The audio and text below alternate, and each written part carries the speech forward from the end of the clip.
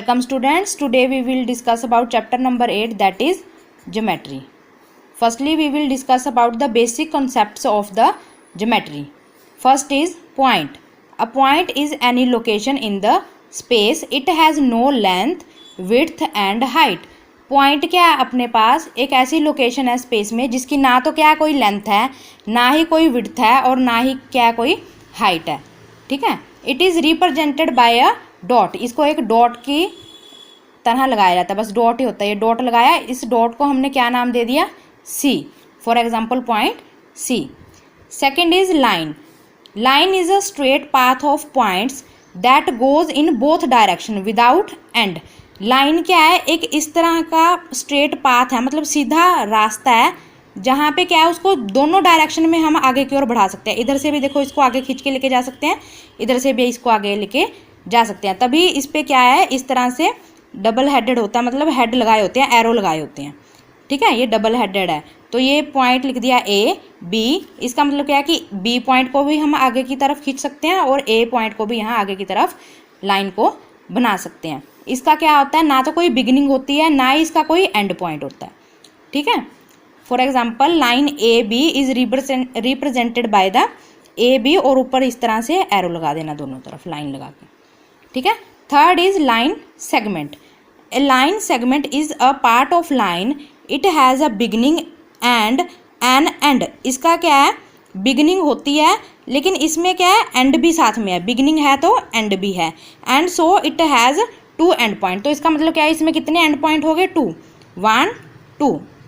इसको किस तरह से रिप्रेजेंट किया है, फर्स्ट पॉइंट जैसे स्टार्टिंग वाला ले लिया सी, नेक्स्ट पॉइंट ले लिया अपन ने डी. तो line segment C D is represented as, इसको किस तरह से रिप्रेजेंट करते हैं, सी डी और ऊपर इस तरह से हम बार बना देते हैं.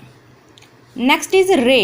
रे का मतलब क्या है, अ रे is also a part of line but it has only 1 and point. रे में क्या होता है, सिर्फ एक लाइन की तरह ही दिखती है लेकिन इसका एक ही एंड पॉइंट है, मतलब स्टार्टिंग पॉइंट तो है लेकिन इसका एंडिंग पॉइंट कुछ नहीं है कि कहीं से ये स्टार्ट तो होती है लेकिन ये कहीं भी जा सकती है. ठीक है. जैसे सन की रेज होती है ना, स्टार्ट तो वो सन से होती है लेकिन वो कहीं पे भी फैल सकती हैं अपनी अर्थ पे. इस तरह से ये है. While the other and goes on for ever in 1 direction. तो ये क्या है, एक ही डायरेक्शन में कहीं भी जा सकती है. सिंगल हेडेड एरो होता है इसमें. For example ray M N represented by M N, और एक ही तरफ क्या करना है, हमने एरो लगाना है. तो पहले पॉइंट था सिर्फ डॉट.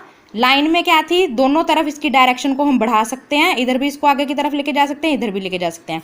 लाइन सेगमेंट क्या है, लाइन का ही एक पार्ट है लेकिन इसकी बिगिनिंग और एंडिंग दोनों में होती है. रे क्या है तो ये भी एक लाइन का पार्ट, बस इसमें क्या है, स्टार्टिंग तो कहीं से होगी लेकिन एंडिंग इसकी कहीं नहीं है, मतलब एक ही डायरेक्शन में ये जाती रहती है. इसमें दोनों तरफ एरो लगेगा, इसमें एरो ही नहीं लगेगा. रे में क्या है, एक तरफ एरो लगेगा. ठीक है. Next is parallel lines. Parallel lines क्या होती हैं, 2 lines that do not cross और intersect each other are said to be parallel. जो क्या करती हैं, एक दूसरे को कभी भी क्रॉस नहीं करती या इंटरसेक्ट नहीं कर पाती. देखो ये बिल्कुल क्या है, पैरेलल है. ये वाली और ये वाली लाइन को हम कितना मर्जी आगे बढ़ा लें, ये कभी भी क्या है, एक दूसरे को कट नहीं करेंगे. जैसे हमारी कॉपीज़ की लाइन होती है ना, जिस कॉपी पे आप लिखते हो उनकी जो लाइन है इस तरह से बनी होती है, वो क्या है, पैरेलल लाइंस है.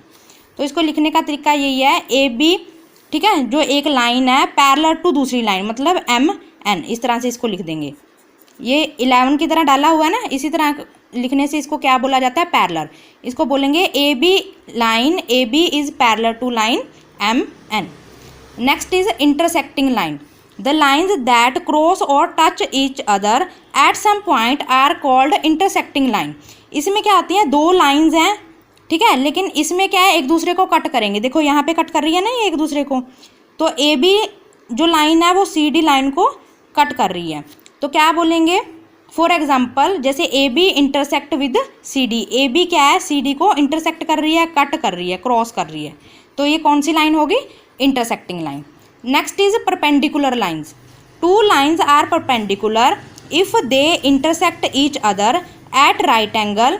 On intersection the 2 lines make 4 angles each of which measure 90 degree. For example A B is perpendicular to E F. इसका मतलब क्या है, जब भी कोई लाइन प्लस की फॉर्म में बने, देखो प्लस का साइन इसी तरह से होता है ना, तो वो लाइंस कौन सी हो जाती है, परपेंडिकुलर। और इसमें जितने भी एंगल बनेंगे वो क्या है, 90 डिग्री के। 4 एंगल बनेंगे, देखो 1 2 3 4, तो वो चारों एंगल ही हमारे कितने के होंगे, 90 डिग्री के। प्लस का साइन बने तो क्या है, परपेंडिकुलर लाइन है, हर एक जो एंगल है वो 90 डिग्री का बनेगा। इसको लिखने का तरीका क्या है, A B is perpendicular to E F. इस पूरे बेसिक कॉन्सेप्ट में से आपको ट्रू फॉल्स आएंगे पेपर में, ठीक है, तो ये अच्छी तरह से करना। पैरेलल लाइन जो अपनी कॉपीज की लाइन होती है बिल्कुल सीधी सीधी, वैसे कभी एक दूसरे को कट नहीं करेंगी, टच नहीं करेंगी। इंटरसेक्टिंग लाइन हमेशा किसी ना किसी पॉइंट पे एक दूसरे को कट करती हैं। परपेंडिकुलर लाइन का मतलब क्या आता है, जो प्लस का साइन बनाए और 90 डिग्री का उसमें क्या हो, एंगल हो। Okay, thank you.